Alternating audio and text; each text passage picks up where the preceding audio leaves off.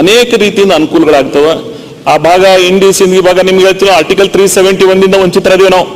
ಇವತ್ತು ನಮ್ಮ ಪಕ್ಕಕ್ಕೆ ಅಫ್ಜಲ್ಪುರ್ ಆಳಂದ್ ಏನೇನು ಬೆನಿಫಿಟ್ ಸಿಗ್ತದೆ ಜೀವರಿಗೆ ನಮಗೆ ಸಿಗೋದಿಲ್ಲ.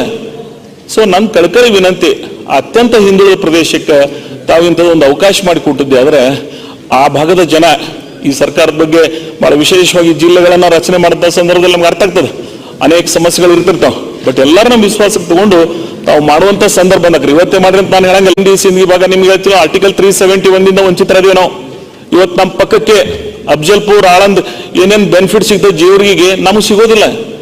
ಸೊ ನನ್ನ ಕಳಕಳಿ ವಿನಂತಿ, ಅತ್ಯಂತ ಹಿಂದುಳಿದ ಪ್ರದೇಶಕ್ಕೆ ತಾವು ಇಂಥದ್ದು ಒಂದು ಅವಕಾಶ ಮಾಡಿಕೊಟ್ಟಿದ್ದೆ ಆದರೆ ಆ ಭಾಗದ ಜನ ಈ ಸರ್ಕಾರದ ಬಗ್ಗೆ ಬಹಳ ವಿಶೇಷವಾಗಿ ಜಿಲ್ಲೆಗಳನ್ನ ರಚನೆ ಮಾಡಿದ ಸಂದರ್ಭದಲ್ಲಿ ನಮ್ಗೆ ಅರ್ಥ ಆಗ್ತದೆ ಅನೇಕ ಸಮಸ್ಯೆಗಳು ಇರ್ತಿರ್ತಾವೆ. ಬಟ್ ಎಲ್ಲರೂ ನಮ್ಮ ವಿಶ್ವಾಸಕ್ಕೆ ತಗೊಂಡು ತಾವು ಮಾಡುವಂತ ಸಂದರ್ಭ ಬಂದ್ರಿ. ಇವತ್ತೇ ಮಾಡ್ರಿ ಅಂತ ನಾನು ಹೇಳಂಗಿಲ್ಲ. ತಾವೆಂದು ನಿರ್ಣಯ ಮಾಡ್ತಾ ಇರ್ತೀರಿ, ನಮ್ಮನ್ನು ಅವಾಗ ಪರಿಗಣಿಸ್ರಿ ಅಂತ ಹೇಳಿ ನನ್ನ ಕಳಕಳಿ ಪ್ರಾರ್ಥನೆ. ಓಕೆ.